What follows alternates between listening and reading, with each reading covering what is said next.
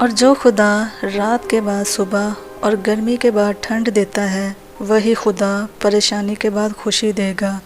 کیسے بھی حالات ہوں، دعا مانگتے رہیں، خیر مانگتے رہیں، معجزہ ہونے میں کوئی دیر نہیں لگتی۔ اللہ پہ یقین رکھنا، کبھی کبھی وہ بھی مل جاتا ہے جس کی آس نہیں ہوتی۔ بہت اچھا لگتا ہے تجھ سے مانگنا اے میرے اللہ۔ اللہ پر پورا ایمان رکھو، جن کا ایمان مضبوط ہوتا ہے ان کے لیے معجزے ہوتے ہیں۔ اللہ بہتر کرے گا، لیکن اگر اس نے بہتر نہ کیا تو یقین رکھو وہ بہترین کر دے گا۔ جن کا بھروسہ اللہ ہو ان کی منزل کامیابی ہے۔ یا اللہ، میرے دل میں بہت سی ادھوری خواہشات ہیں جو صرف تو ہی پوری کر سکتا ہے، اور میں امید نہیں چھوڑوں گی، کیونکہ کمزور میرا وقت ہے، میرا اللہ نہیں۔ جس کے حکم سے ہی فریاد لبوں پہ آتی ہے، وہ کیسے پھر تمہاری دعاؤں کو رد کر سکتا ہے؟ اس سے بڑھ کر ہے ہی کیا، اس سے آگے ہے ہی کیا؟ وہ یقین دینے والا ہے، وہ یقین دے کر اس کی حفاظت بھی کرے گا۔ جس کو اللہ پر یقین مل جائے، اس سے بڑھ کر پرسکون اور کوئی چیز نہیں۔ پھر تو بس تمہارے لبوں سے ایک پکار نکلنے کی دیر ہوتی ہے کہ قبولیت کے معجزوں کو حکم کن دے دیا جاتا ہے۔ جس کے اختیار میں ہے ارض و سما، اس کے معجزوں سے پھر نا امید ہونا کیسا؟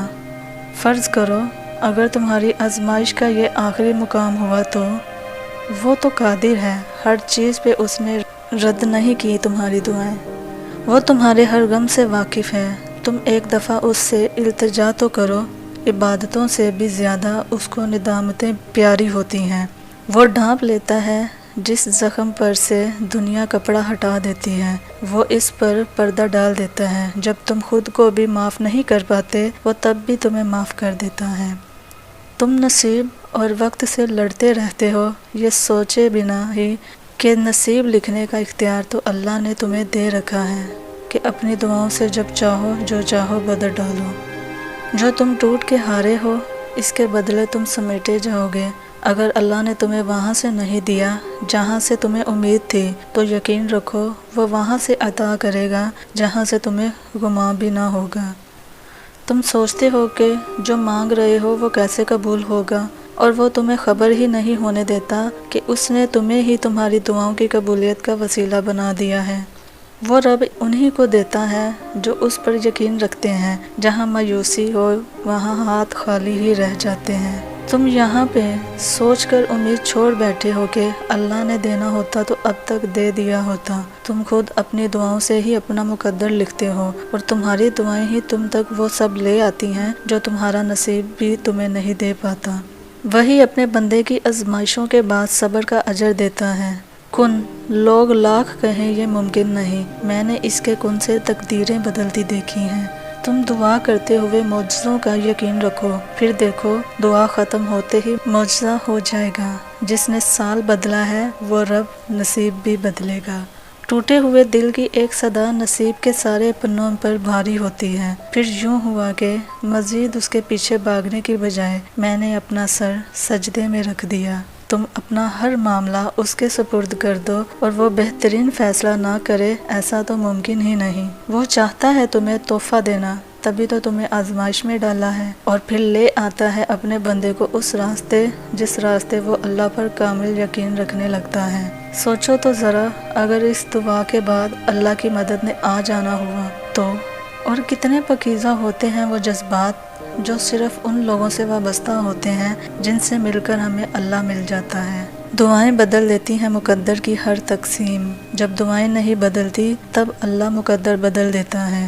دنیا کے سب معجزے اللہ کو سجدہ کرتے ہیں۔ ممکن ہے اس تڑپ کے بعد تمہارا مقدر خدا ہو، تو پھر یہ مت سمجھو کہ یہ انتظار سزا ہے تمہاری۔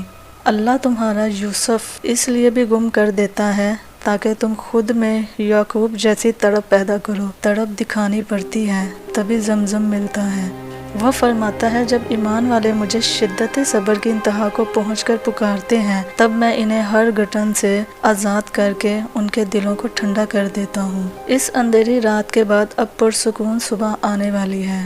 تمہیں اپنے کن تک لانے کے لیے بس وہ ناممکن سے گزار رہا ہے۔ جو کنویں سے یوسف کو مصر کے تخت پہ بٹھا سکتا ہے وہ رب تمہارے غموں کو بھی خوشیوں میں بدل سکتا ہے، بھروسہ رکھو۔ دعائیں کتنی ہی بے ترتیب کیوں نہ ہوں لیکن چیزوں کو اپنی جگہ پر واپس لے آتی ہیں۔ جب التجا فرش سے بھجوائی جاتی ہے تب عرش پہ معجزوں کی تیاری ہوتی ہے۔ اللہ تم تک تمہاری طلب تب لاتا ہے جب تم اس کی طلب کے علاوہ ہر طلب سے لا طلب ہو جاتے ہو۔ جب زندگی تمہیں بے ترتیب کر کے رکھ دیتی ہے تب اللہ خود تمہیں دعاؤں کو ترتیب دینے کا ہنر سکھا دیتا ہے۔ میری تھکاوٹ ساری دنیا، میرا سکون صرف ذکر خدا۔